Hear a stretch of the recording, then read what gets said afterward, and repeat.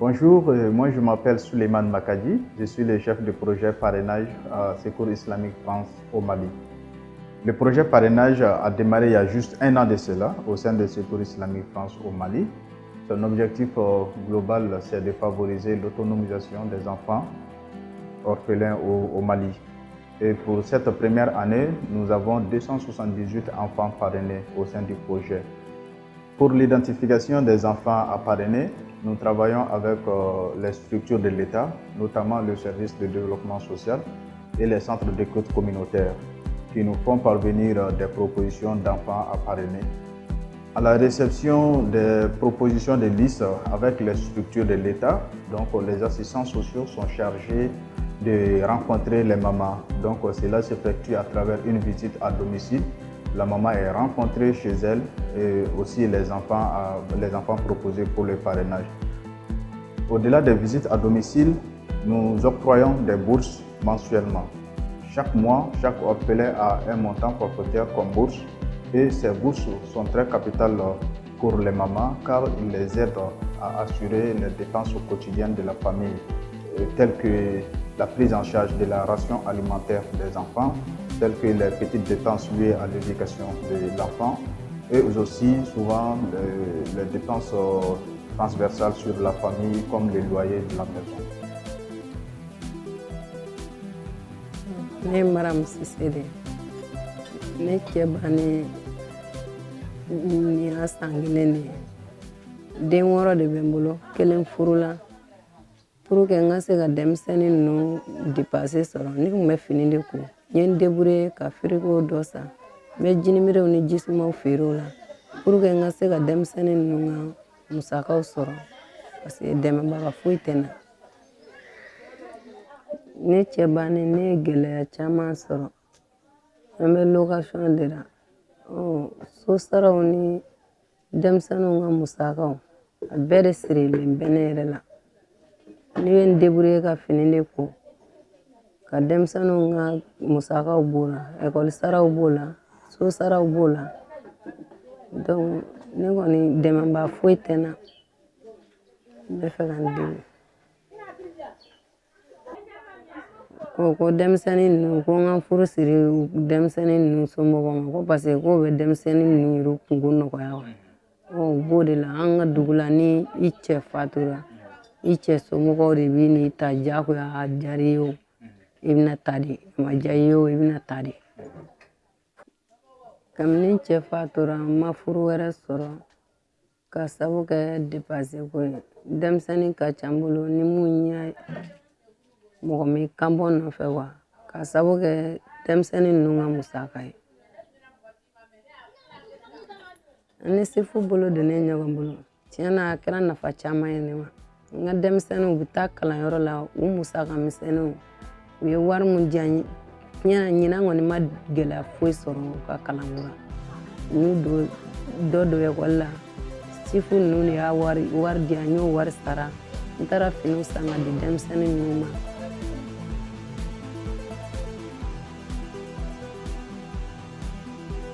Au-delà de la bourse, nous avons identifié d'autres activités favorisant l'autonomisation des enfants et familles. Et parmi ces activités, nous avons la promotion des activités génératrices de revenus pour les mamans, dont l'objectif est de les aider à démarrer ou à booster leur petite entreprise. Et pour cela, 30 mamans ont été identifiées, formées en gestion des activités génératrices de revenus et appuyées avec des fonds de démarrage des activités. Ne tɔgɔ ye Bakura Kone. Ne si bɛ taa san 45 la ɲinɛ ka taa n cɛ banna ka na n den muso tɔgɔ ye Fatumata Konate ale fa de banna sifu mɔgɔw y'a ta ɲinɛ a bɛ san 18 san 19 bɔ ɲinɛ kɛli dɛmɛ daminɛ tile ne ye feere daminɛ parce que depuis ne cɛ banna san 1 san 2 dɔrɔn ne nana feere daminɛ n y'a daminɛ ni furakisɛ feere de ye sugu kɔnɔna la n tun bɛ yala yala ni furaw ye n nana b'o la n ye fini ninnu n b'olu ta dɔɔni dɔɔni ka yala yala n'a ye burusi kɔnɔ dugu la kalo la n b'ale sara 90 u y'o d'a ma ɲinɛ pour que an bɛ se k'an yɛrɛ dɛmɛ jagokunko la o ye belebeleba fara an ka jagokun kan an kɔni dɛmɛ kɔni u ye dɛmɛ min k'an ye an tɛ se k'u sara la a tɛ se ka fɔ ka s'a dan na yanni tali ka kɛ sisan nɔ sufi baarakɛlaw dɔw nana ɲininkali kɛ an na sokɔnɔna la n ka baaraw kɛcogoyaw la feere tagabolo cogoyaw la bon olu kɔfɛ u sɔrɔla u tagara kɔfɛ u y'an wele ko mɔgɔ min taara dɛmɛ kan ka kɛ mun ye jagoko ta sira fɛ ko n b'o mɔgɔw la u ye formation k'an kunna tile 3 ɲɔgɔn na an y'o formation kɛ an tilara formation na tuma min na o sɔrɔla ka wari d'a ma wa 90 d'a ma an ka sɔrɔ ka o fara an ka jagokun kan k'an yɛrɛ dɛmɛ n'o ye Fatumata a y'a kɛ sababu ye min bɛ se ka kalan baaraw nɔgɔya a bolo parce que fantanden kalanni a ma nɔgɔ Mali kɔnɔ surtout mɔgɔ min yɛrɛ fa tɛ diɲɛ kɔnɔ anw ka baara ninnu don dɔ i bɛ dɔ sɔrɔ don dɔ i tɛ foyi yɛrɛ sɔrɔ bon ni wari min bɛ d'a ma o bɛ se ka kɛ sababu ye min bɛ se ka ale ka kalanko nɔgɔya a bolo hali sisan a taalen min filɛ médecine na nin ye salon prémané yɛrɛ la wari min yɛrɛ taara la parce que une semaine n'a kun jiginna ka na 3000 4000 ne b'o de d'a ma a ka médecine semaine fɛ dumuni ko togoya la o ni kalo sara so sara tɛ kelen ye a ye dɛmɛba de kɛ an ye ale fara ne yɛrɛ kan parce que min bɛ di o b'a to ne bɛ se ka n yɛrɛ dɛmɛ ka se ale dɛmɛni ma Ala ka muso bɛɛ kisi a ma wa Ala ka cɛ bɛɛ kisi muso fɔlɔ saya ma joona Ala ka bɛɛ n'i ta kɔrɔ ɲɔgɔn bolo Ala y'a k'anw min garijɛgɛ ye o y'anw dakan de ye mɔgɔ nɔ tɛ Ala de nɔ don mun kɛra sababu ye ka dɛmɛ fɛnɛ lase a ma an b'olu kɔni fɔ k'u barikada ya Rabbi ma u b'a bɔ nafolo min na Ala k'a kɛ arijinɛ saraw ye k'a daminɛ Mali kɔnɔ yan sufi mɔgɔ min bɛ baara la anw Mali kɔnɔ yan nɔ baarakɛla cɛman.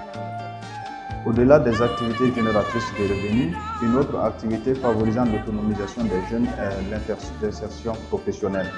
Pour cela, cette jeune étaient en situation de décrochage scolaire et ils se sont formés, qualifiés en matière d'insertion professionnelle avec les compétences nécessaires. Donc après leur identification, le projet les a formés en gestion d'entreprise et les a octroyé des kits d'installation. De nos jours, les 7 jeunes ont démarré leur activité professionnelle.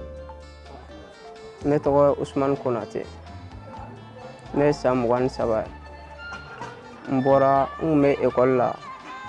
Ala y'a kɛ école ma ɲɛ n bolo. N bɔra 7e na. N sigiyɔrɔ bɛnnen don Medina Kura ma. N taara tailleur kalan kɛ n tɔntɔ dɔ fɛ yen. Ne ye tailleur choisi parce que depuis ne bɔra école la, ne yɛrɛ ye ɲɛsin couture de ma. N y'a ye n tɔntɔn dɔ b'o kɛ. Ani n yɛrɛ terikɛ caman bɛ olu fana bɛ couture kɛ. N taara don o la fo nana ye n ye nafa sɔrɔ a la. N nana se baara la n bɛ se ka baara kɛ n yɛrɛ ye. Bon minɛnko gɛlɛya tun bɛ n na nka sifu ye n dɛmɛ ka minɛn di yan. Donc o kama o ye n dɛmɛ ka atelier dayɛlɛ. N sigiyɔrɔ nana bɛn Sotiba ma n bɛ ka baara kɛ n yɛrɛ ye Sotiba kɔnɔ. Sifu mɔgɔw u tun bɛ to ka taa visite la an fɛ yen.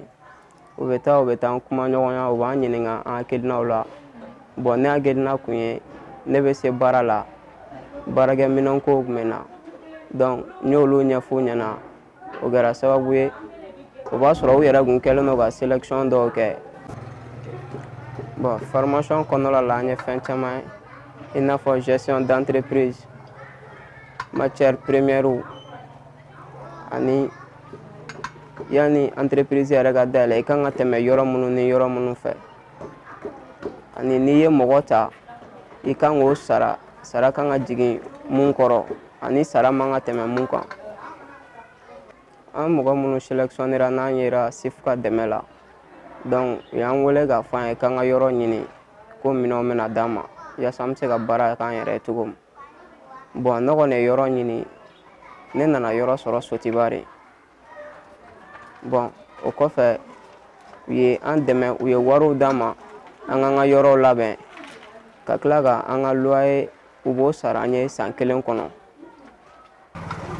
An ka yɔrɔw labɛnni kɔfɛ an welela an taara minɛnw nɔfɛ bon u yɛrɛ tilala ka minɛnw bila mɔbili kɔnɔ ka doni ka na fɔ an ka baarakɛyɔrɔ la donc an nana ni minɛnw ye an y'u installé hakilina min bɛ ne la pour le moment kɔni ne y'a daminɛ tan mais ne ka idée tagalen ɲɛfɛ n ka se ka atelier caman dayɛlɛ ateliers ka bonya ani n yɛrɛ ka se ka dɔn kosɛbɛ o ye ne ka hakilina ye.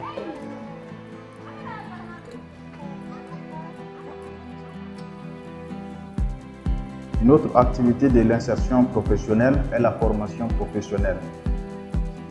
Certains jeunes avaient été identifiés dans des situations de décrochage scolaire. Le projet s'est entretenu avec eux pour les aider à identifier leurs projets professionnels.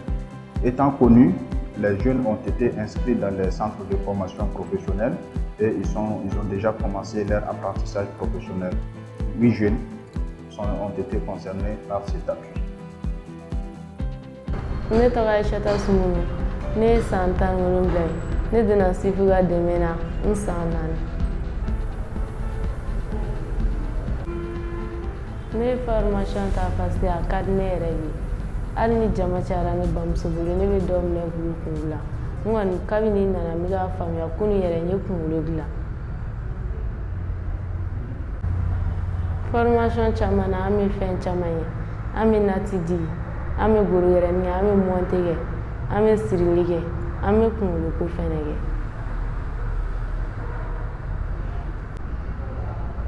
Mun ka di ne ye formation in kɔfɛ a ka di ne yɛrɛ ye ka salon da n yɛrɛ n yɛrɛ ka wari ɲini n yɛrɛ o de ka di ne ye. Moi, c'est Madame Cissé Mariam Tal. Je suis la promotrice du centre Mariam Tal. Le centre forme ces jeunes filles-là en coiffure esthétique. Nous sommes là pour pouvoir aider les jeunes filles à s'insérer dans la vie. Moi-même, je suis une mère de famille. J'ai 3 garçons. Je connais l'importance de la femme dans un ménage actuel. Avant, la famille, c'était l'homme, les charges. Mais maintenant, le monde a changé. Donc, nous devons travailler pour notre autonomisation. Quand vous donnez une éducation à un homme, vous avez donné l'éducation à une famille. Mais quand une femme ou une fille va à l'école, bien éduquée, cette fille, ça veut dire que vous avez donné la formation à toute une nation, pas une famille. Je remercie les partenaires qui ont amené Aïssata ici. Je leur félicite. Je leur incite à amener d'autres étudiantes. L'évolution d'Aïssata, ça se voit en quelques semaines. C'est une fille qui n'a pas de problème. Et je souhaiterais que dans l'avenir, qu'elle soit l'icône des autres filles qui sont restées à la maison, sans formation. Nous sommes convaincus que l'année 2018 a été très fructueuse pour le projet en termes de résultats obtenus. Et courant l'année 2019, nous souhaiterons continuer avec ces mêmes appuis. Et au-delà, nous souhaiterons augmenter la cohorte d'enfants pour qu'un grand nombre puisse continuer à bénéficier des appuis du projet. Nous tenons à remercier les différents donateurs pour les appuis très conséquents qui nous permettent d'avancer avec les activités courant l'année 2019. Merci à vous tous.